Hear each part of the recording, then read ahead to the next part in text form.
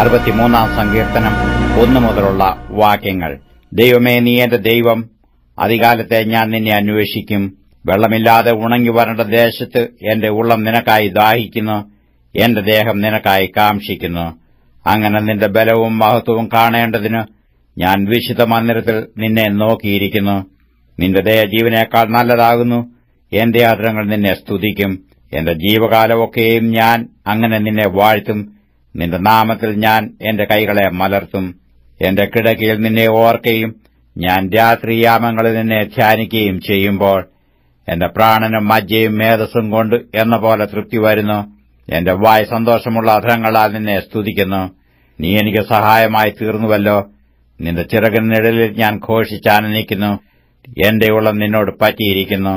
നിന്റെ വലങ്കൈ എന്നെ താങ്ങുന്നു. എന്നാൽ അവർ സ്വന്തം നാശത്തിനായി എനിക്ക് പ്രാണഹാനി വരുത്തുവാൻ നോക്കുന്നു.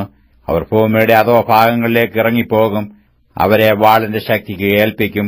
കുറുനരികൾക്ക് അവർ ഇരയായിത്തീരും. എന്നാൽ രാജാവ് ദൈവത്തിൽ സന്തോഷിക്കും. അവന്റെ നാമത്തിൽ സത്യം ചെയ്യുന്നവനെല്ലാം പുകഴും. എങ്കിലും ഭോഷ്ക് പറയുന്നവരുടെ വായ് അടഞ്ഞുപോകും.